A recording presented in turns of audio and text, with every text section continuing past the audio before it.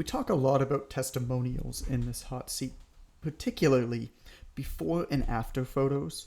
When you're a coach who is not quite comfortable with getting your clients to pose for what could be like sexualized or really just like featuring the body, like we all know that there's a transformation inside and out when you build up your fitness, and what we see often is the outside, right? But what's really important is the inside. And so this is what Andrea and I talk about on this hot seat, is really how to showcase her services as an inside-out transformation through the use of things like case studies and before and after photos and stories and things like that. And yeah, it was pretty meaningful. It was pretty cool, this conversation. I hope that you enjoy it, and I hope that it helps. Andrea, thank you for being so patient. Let's get it. No. So, Andrea, you've heard of a couple of these now, but same type of thing, real quick. Talk about who you are and who you serve and what you want to talk about today. Okay. So I'm Andrea, and currently I'm on the last month of my job at the gym as a PT program manager, where I manage 50 coaches. I also do some one-on-ones, and I have online clients. And when I So you're jump not busy with, at all, is what you're saying. yeah, and I'm a mom of two, just like a cheer. I like to be busy, I guess. I don't know. But I think all these months with the OTM, I don't know, really made me believe that I want to put all my heart and effort into the like developing my online business. So that's why I resigned from the management job, and I want to come out of one-on-one PTing as well. I've been coaching for 18 years, not PT, 18 years coaching. I was a tennis coach before, Oh. and yeah, then S&C for athletes, and then fitness, bodybuilding, and all that. And yes, I really want to put everything that I got, growing my social media. And only recently I was able to say that, since I've resigned, to say that I'm doing online coaching, because I Right. wasn't allowed before. And my followers are mainly from my bodybuilding like competition days. Cool. Yeah. Yes, Cool. so my struggle is, uh, I think from January onwards, I'm posting more like valuable content, but I noticed that everything kind of dropped, like engagement and like all the insights pretty much, because I understand that the audience is more fitness trainers, fitness people, and they're not interested in what I have to share, which is okay. I know it's going to take time, but Well, yeah, it'll I take would like time, more help. but look, fitness trainers are the best conduits of fitness information to fitness consumers. Like, it's crazy on my page. I never, right at the top, it's like, I help trainers. Like, I'm not for you if you're not a trainer. The amount of non-trainers that follow me and message me is Mm-hmm. uncanny. Mm-hmm. And it's because the trainers share the general fitness messages, and then other Mm-hmm. people see Yeah. it. So Yes. I don't actually think there's people who disagree with me. I don't actually think that it's a bad thing to create content that other trainers like Mm-hmm. on the internet. If assuming you're not actively selling to trainers, because Mm-hmm. some trainers also hire trainers more than anybody else. Mm-hmm. Um, you want to talk to somebody who's bought in on hiring a coach, it's going to be other coaches, first and foremost. So I don't think that that's necessarily a bad thing. I think your reels are good. I saw the one that popped off, short and quick, the one that had like 15,000 views. I don't know if I would change much with anything that you're doing there other than to encourage you to keep doing it. You'll Okay. get more comfortable over time. You'll start to see what messages start to really resonate over time. And I watched some of your reels over the Mm-hmm. last like couple that you've done. And you are getting more comfortable. Does it feel like you are? It looks to me like you are. Yes, I am actually. Like I've always said like quite a shy personality, but now like doing it more, it gets more comfortable indeed, and I like it because I've always had this thing that one day I want to speak to events. Oh, So cool. yes, I think it would be great practice to post all these reels. It's even easier than creating other content. Oh, it's way easier. Yeah. Oh, when I was doing like spoken head reels, I just turned my phone around and I'd spit something into my phone for 45 minutes and I get 100,000 views on it or whatever. And now, I mean, a written piece that I do, like a carousel thing, is like 3 to 5 hours. It takes me.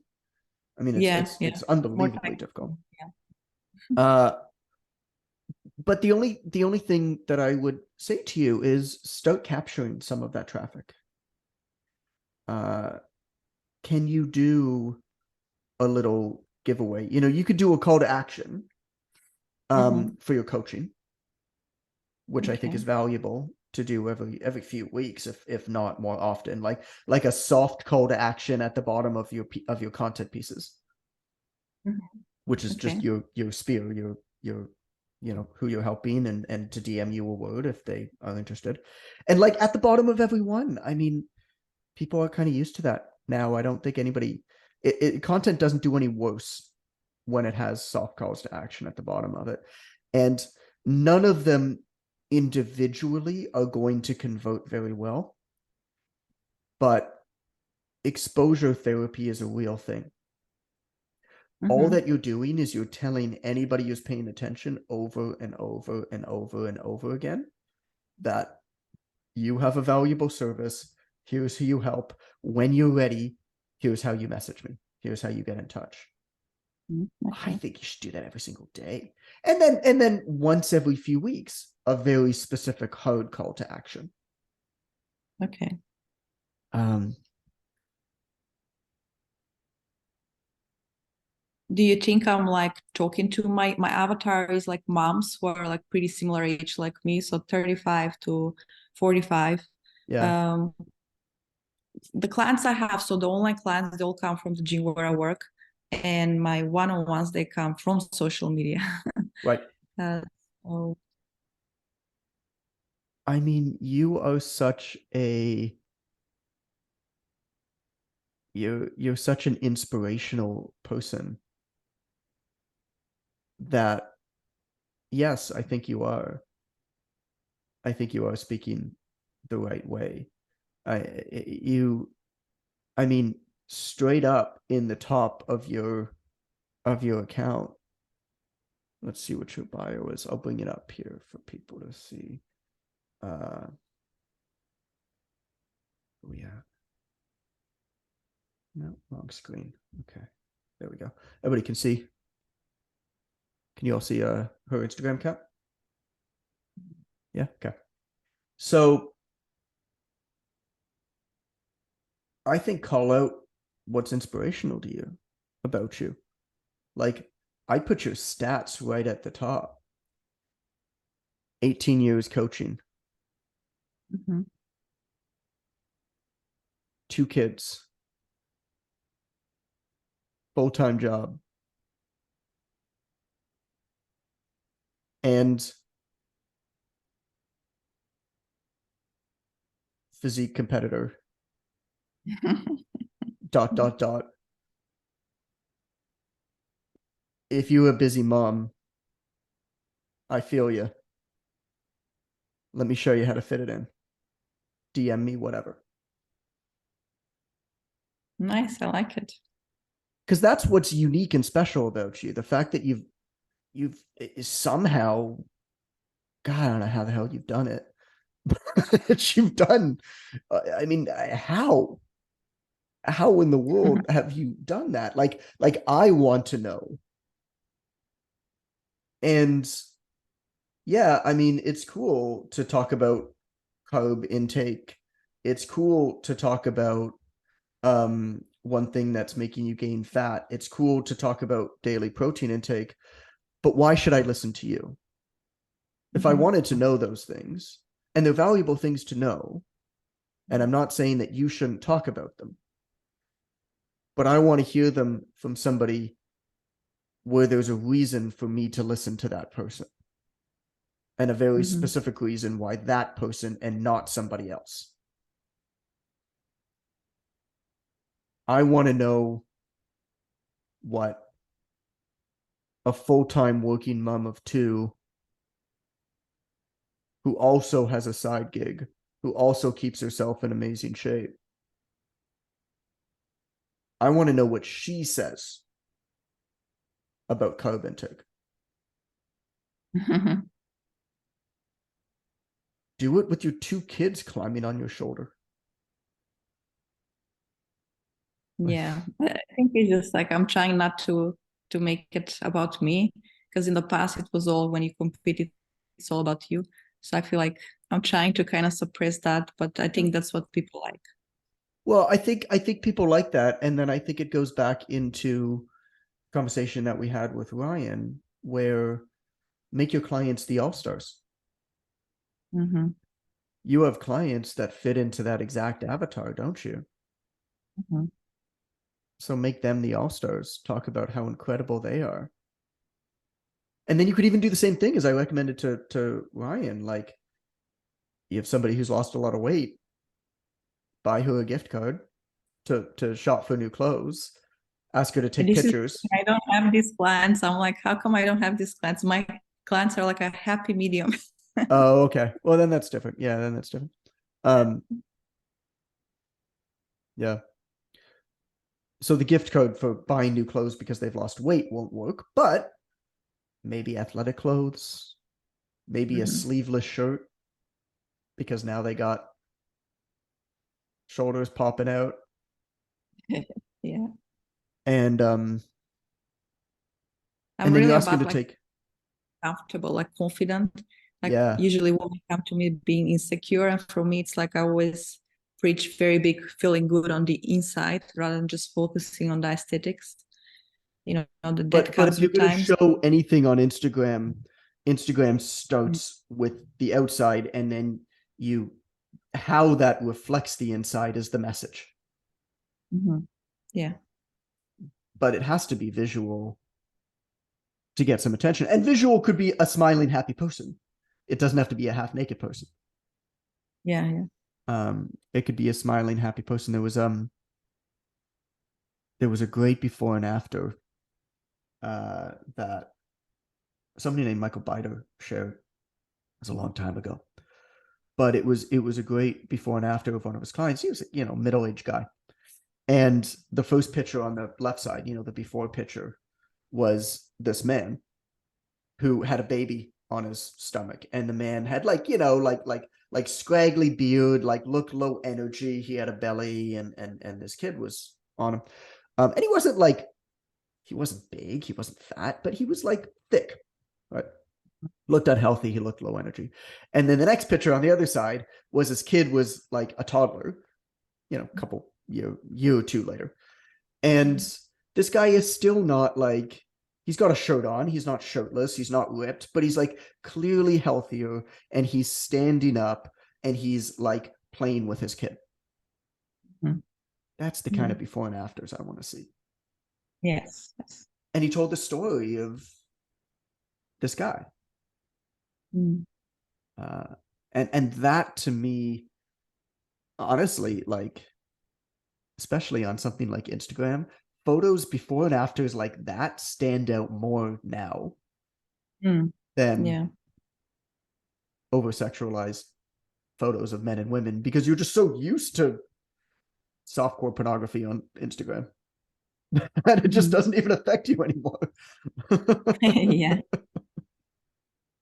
And what do you think about like video testimonials? Like not like to speak about the journey with the coach. It's more like their own success, how they feel like they've made their own improvements. I So mean, they're fine, but they're self-serving, right?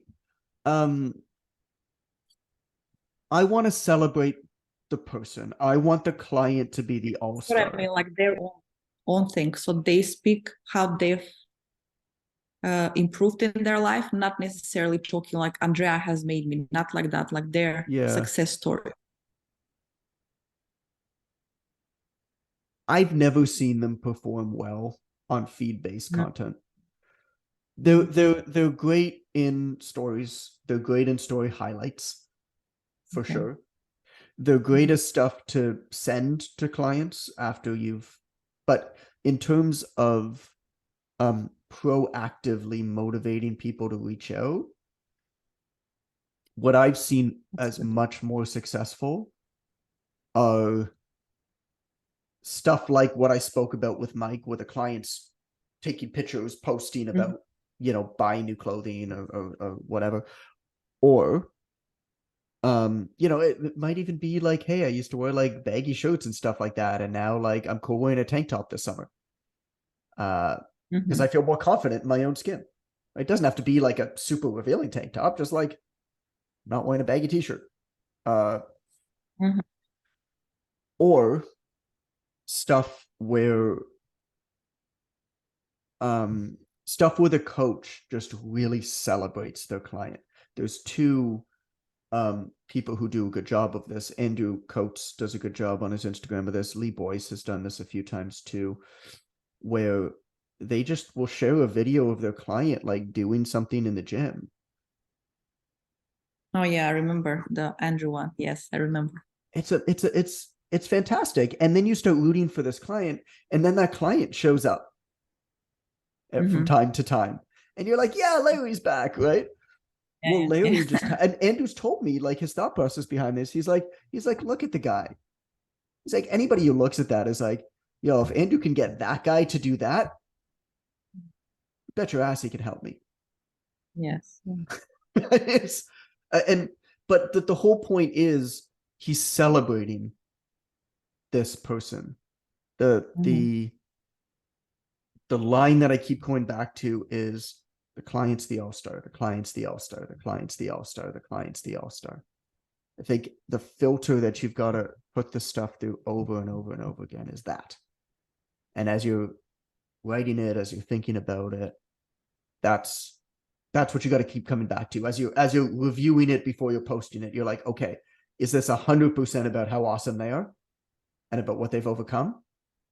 Mhm. Because if it's 95%, that doesn't Yeah, doesn't doesn't cut. work. John again, and thank you for listening. I get so many questions about this topic, about this idea of like, I feel like in order to get clients, I have to market a certain way, but I'm not comfortable marketing that way. So what do I do?